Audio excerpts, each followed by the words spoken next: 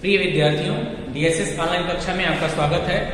आज हम सभी हिंदी व्याकरण के अंतर्गत वाच्य का अध्ययन करेंगे, जिसमें ये जानेंगे कि वाच्य किसे कहते हैं, अर्थात वाच्य का अर्थ क्या है, वाच्य की परिभाषा क्या है और वाच्य के कितने भेद हैं। वाच्य अर्थात बोलने का विषय, वाक्य में बोलने का विषय क्या है, अर्थात क्रिया के जिस रूप से यह पता चलता है कि उस पर जो उसमें कर्म की प्रधानता है या भाव की प्रधानता है या फिर कर्ता की प्रधानता है। तो जिसकी प्रधानता होगी उसके आधार पर हम उसका नामकरण करते हैं और उसका उस भेद के अंतर्गत उसको रखते हैं। जैसे मैंने यहाँ लिखा है कि वाच्य का अर्थ होता है बोलने का विषय। किसी भी वाक्य में जो बातें कही जा रही हैं उसका क्रिया के किस रूप से प्रभाव पड़ रहा है, या हम यूं कर लें आसान शब्दों में आप समझिए कि किसी भी वाक्य में जो है प्रधानता किसकी है।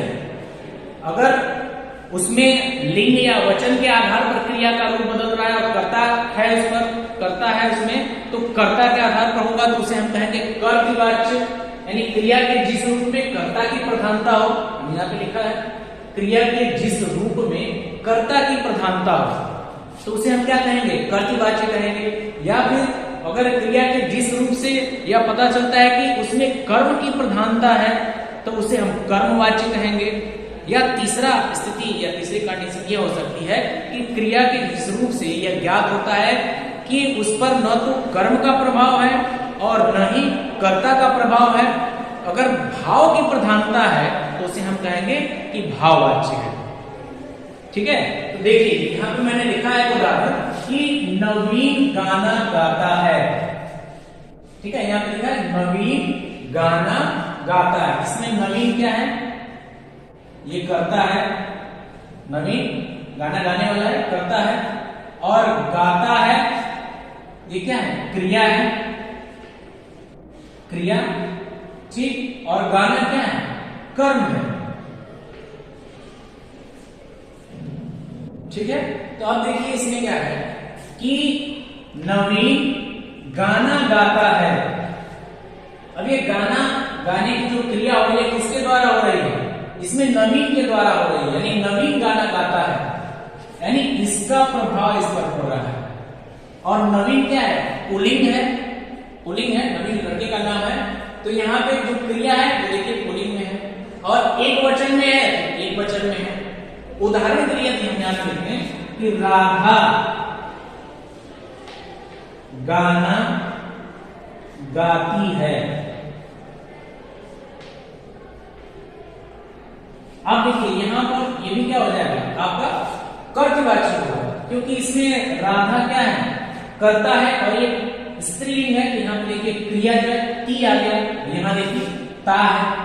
इसके आधार पर यह परिवर्तन हुआ है, अर्थात लिंग और वचन किसके आधार पर परिवर्तित हुआ है, क्रिया के लिंग और वचन में परिवर्तन किसके आधार पर हुआ है, कर्ता के आधार पर। तो ये क्या हो जाएगा, कर्तृवाच्य होगा।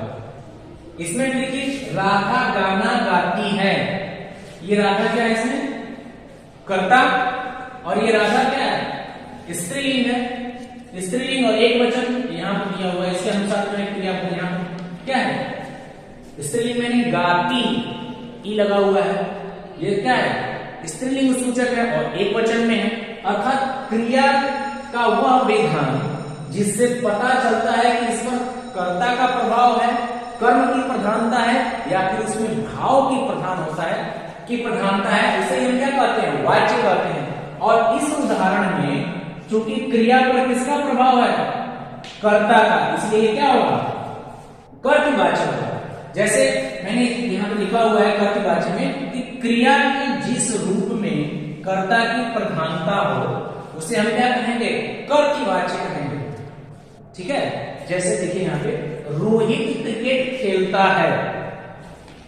रोहित इसमें क्या है, कर्ता हो गया। ठीक, खेलता है ये क्रिया और क्रिकेट क्या हो गया, कर्म। अब रोहित क्रिकेट खेलता है। अब इसमें देखिए जो खेलने की बात हो रही है, यानी इसका प्रभाव इस पर पड़ रहा है। अगर ये पुल्लिंग है और एक वचन में है पुल्लिंग और एक वचन में। अगर हम कहते हैं यहाँ पे गीता क्रिकेट खेलती है, क्रिया में परिवर्तन होता, हम ये नहीं कहते गीता क्रिकेट खेलता है। गीता चूंकि स्त्रीलिंग है तो क्रिया में भी परिवर्तन होगा, यानी क्रिया के लिंग और वचन जो है, क्रिया का लिंग वचन जो है कर्ता के लिंग और वचन पर आधारित है, आश्रित है या उससे निर्धारित हो रहा है, इसलिए हम कहेंगे ये कर्तृवाच्य है। कर्ता की प्रधानता तो कर्तृवाच्य, ठीक है। अगर यही हम कहें कि क्रिया के जिस रूप से, ठीक है, कर्म की प्रधानता का बोध होता है या कर्म के आधार पर जो है क्रिया का लिंग और वचन निर्धारित होता है, तो हम उसे क्या कहेंगे? कर्मवाच्य कहेंगे। उसे क्या कहेंगे? कर्मवाच्य। यानी कर्म की प्रधानता होती है, क्रिया के जिस रूप में कर्म की प्रधानता हो, यानी जिस वाक्य में कर्म की प्रधानता स्पष्ट होती है, तो उसमें हम क्या कहते हैं? उसे हम कहेंगे कि यहां कर्मवाच्य है। जैसे रोहित के द्वारा, अब देखिए इसमें एक विभक्ति चिन्ह है या परशब्द जो यूज किया जाता है, उपयोग किया जाता है, वो है से या के द्वारा। के द्वारा क्योंकि ऐसा इसलिए इसमें किया जाता है इसका प्रयोग, ताकि कर्ता का प्रभाव कम हो। हमें कर्म की प्रधानता दिखानी है तो कर्ता का उसमें प्रभाव कम रहेगा। के द्वारा या से लगाने से क्या होता है? कर्ता का प्रभाव कम हो जाता है, अर्थात कर्म की प्रधानता हो जाती है। तो आप कहीं भी अगर देखेंगे कर्म में, यानी कर्मवाच्य में, तो उसमें से या के द्वारा लगा होता है, ठीक है। और एक चीज और, इसमें ये कर्म की प्रधानता होती है, और इसमें क्या होता है? कर्तृवाच्य में ये सकर्मक और अकर्मक दोनों हो सकता है, याद रखिएगा इसको, या कहीं नोट कर लीजिएगा कि कर्तृवाच्य जो है सकर्मक और अकर्मक दोनों हो सकता है, ठीक है। लेकिन कर्मवाच्य नाम से स्पष्ट है कि कर्म की प्रधानता, इसलिए केवल सकर्मक होता है, अकर्मक बने बाकी नहीं है। तो रोहित के द्वारा क्रिकेट खेला जाता है। अब देखिए यहाँ पे रोहित करता है, करता है, यहाँ पे रोहित खेला जाता है, ये क्रिया है, खेलना क्रिया, और उसके बाद से क्रिकेट क्या है? कर्म हो गया। लेकिन इस वाक्य में के द्वारा लगने से कर्ता का प्रभाव क्या है? कम हो गया है, और हमें कर्म की प्रधानता इसमें प्रकट हो गई है, कर्म की प्रधानता उजागर हो गई है, अर्थात क्रिकेट जो कर्म है उसके आधार पर जो है क्रिया यहां निर्धारित हो रही है, उसका लिंग वचन जो है कर्म के आधार पर निर्धारित किया जा रहा है। यहाँ रोहित का मुख्य प्रभाव नहीं है उस पर, क्रिया पर। किसका प्रभाव है? कर्म का। कर्म यहाँ पे क्या है? क्रिकेट।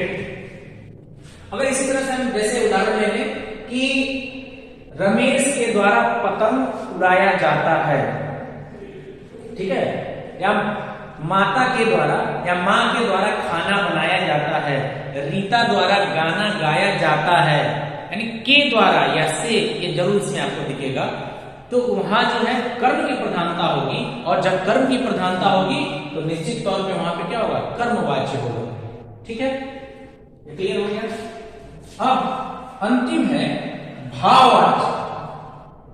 भाववाच्य नाम से स्पष्ट है कि जिस वाक्य में या जिस सेंटेंस में क्रिया के जिस रूप या विधान से उसके भावों की प्रधानता प्रकट होती है या उजागर होती है, अर्थात दो चीजें हैं इसमें, एक तो भाव प्रकट हो रहे हैं, यानी निश्चित तौर से न ही उसमें कर्म होंगे, कर्म की प्रधानता होगी, और न ही उसमें कर्ता की प्रधानता होगी, ठीक है। ये दोनों जो है स्पष्ट उसमें नहीं होंगे या उनका प्रभाव उस पर देखने को नहीं मिलेगा। ये आ सकते हैं, लेकिन हमें पूरे सेंटेंस को पढ़कर उसका भाव निकालना है कि इसमें किसकी प्रधानता है, भाव की प्रधानता है या अन्य विषयों की प्रधानता है। देखिए जैसे ये मैंने उदाहरण लिखा है कि दादाजी से चला नहीं जाता, दादाजी से चला नहीं जाता। अब दादाजी चलने में सक्षम नहीं है या चल नहीं पा रहे, ये उनका भाव, इस सेंटेंस में जो है दादाजी का भाव प्रकट हो रहा है कि उनसे चला नहीं जा रहा है। या हम कहते हैं कि बच्चों से उठा नहीं जाता है, चिड़ियों से उड़ा नहीं जाता है, ठीक है, यानी चिड़िया, उनका भाव प्रकट हो रहा है कि जो उड़ने की क्रिया उनसे नहीं हो पा रहा, अर्थात उनकी भावना कुछ इस इस तरह की जो है दुविधा उनके अंदर है या कोई कारण है जिससे वो उड़ नहीं पा रही हैं। आप जो भी कहें दादाजी के पैर में दर्द है उसके कारण वो चल नहीं पा रहे हैं या जो भी कारण रहा हो, लेकिन यहाँ उनका भाव स्पष्ट हो रहा है, माता जी से खाना बनाया नहीं जाता, ठीक है, रमेश से पढ़ा नहीं जाता। तो हम क्या देख रहे हैं, दो चीजें देख रहे हैं कि इसमें एक तो ये नकारात्मक वाक्य यानी अधिकांश आप भाववाचक में अगर कोई सेंटेंस आता है तो वो अधिकांशतः क्या होगा, नकारात्मक होगा, निगेटिव सेंस उसमें से अधिकांशतः आते हैं। हालांकि कई जगह ये आपको देखने को भी नहीं मिलेगा। जैसे मान लीजिए हमें पढ़ना चाहिए, अब हमें पढ़ना चाहिए, अब इसमें क्या है, इसमें भी भाववाच्य है, नकारात्मक नहीं है, लेकिन अगर हमें लिखे कि हमें अब पढ़ना चाहिए, ये क्या हो जाएगा, ये भी हो जाएगा आपका भाववाच्य। इसमें भाव प्रकट हो रहा है कि हमें अब पढ़ना चाहिए। तो सेंटेंस को पढ़कर पहले ये हम इसमें स्पष्ट करेंगे कि इसमें कर्ता की प्रधानता है। यदि कर्ता की प्रधानता स्पष्ट हो रही, जैसे कि यहाँ पे राधा गाना गाती है या फिर नवीन गाना गाता है, विमल पतंग उड़ाता है, अगर ये सब वाक्य हैं तो वो कर्ता प्रधान होंगे, यानी कर्ता के अनुरूप जो है क्रिया का रूप वहां पे बदलता है, वचन या लिंग उस पर प्रभावित होता है, तो हम कहेंगे कर्तवाच्य। और यदि उसमें कर्म की प्रधानता देखने को मिलती है और अधिकांश इस वाक्यों में आपको से या के द्वारा मिलेगा, तो ये हो जाएगा कर्मवाच्य। और जिस सेंटेंस में क्रिया के जिस रूप से उसके भावों को प्रकट होता है, भाव की प्रधानता होती है, तो वहां हो जाएगा भाववाच्य, ठीक है।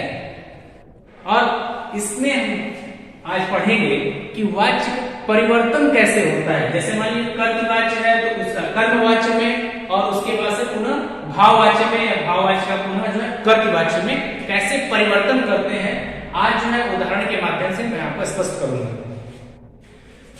पहला उदाहरण मैंने यहाँ पे लिखा है कर्तवाच्य में, विमल पत्र लिखता है, ठीक है, विमल पत्र लिखता है।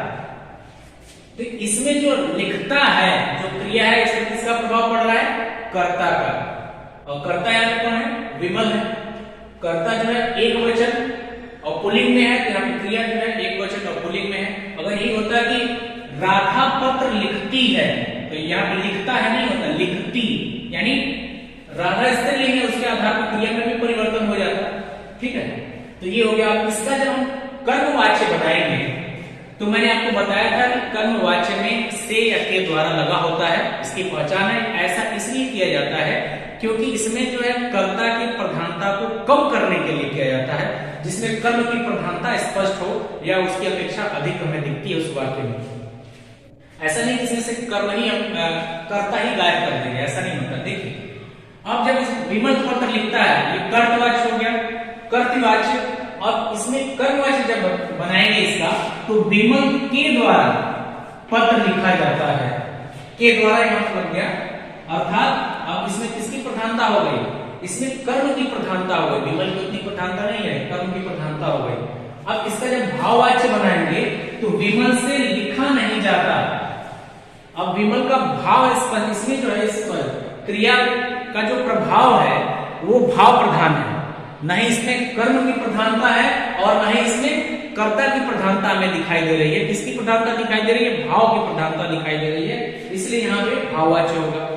अब देख दूसरा उदाहरण है कि माँ खाना बनाती है। अब इसको बदलिए उसी आधार पर, तो माँ के द्वारा खाना बनाया जाता है, बनाया जाता है, ठीक है। मैंने इसे बताया था कि जो कर्मवाच्य होता है यह सकर्मक होता है, ठीक है, और कर्तवाच्य क्या होता है, कर्तवाच्य सकर्मक अकर्मक दोनों हो सकता है, ठीक है, और भाववाच्य अकर्मक होता है। अब इसका जब भाववाच्य बनाएंगे तो ये हो जाएगा, मां के द्वारा, मां से बनाया नहीं जाता, मां से बनाया या फिर हमें लिख सकते हैं पकाया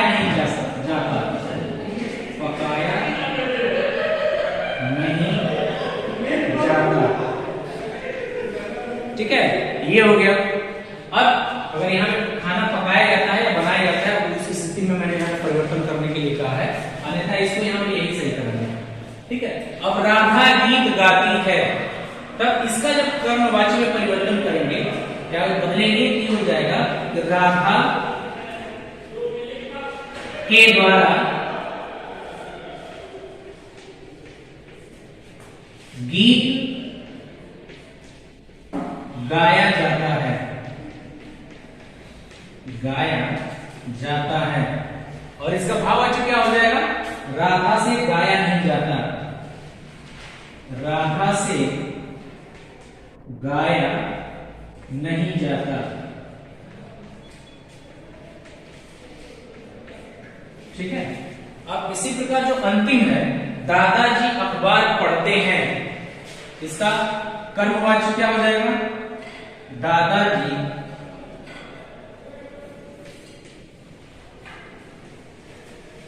के द्वारा अखबार पढ़ा जाता है, पढ़ा जाता है। भाववाचक में जब बन जाएंगे तो क्या हो जाएगा, दादाजी से, दादाजी से पढ़ा नहीं जाता, पढ़ा नहीं जाता। ठीक है, तो ये हो गया कुछ उदाहरण जिसके माध्यम से मैंने आपको स्पष्ट किया यहाँ पे या समझाया कि कैसे कर्तवाच्य से कर्मवाच्य और कर्मवाच्य से भाववाच्य में परिवर्तन करते हैं या वाक्यों को बदलते हैं, या कैसे कर्ता की, कर्म की और भाव की प्रधानता होती है। उम्मीद है आपको समझ में आया होगा। तो इस प्रकार जो है ये वाच्य जो अध्याय है वो समाप्त हुआ। इसका जो अभ्यास प्रश्न है उसको आप हल करिएगा, अगर जहां भी कोई दिक्कत होगी तो आप पूछिएगा। आज के लिए इतना ही, धन्यवाद।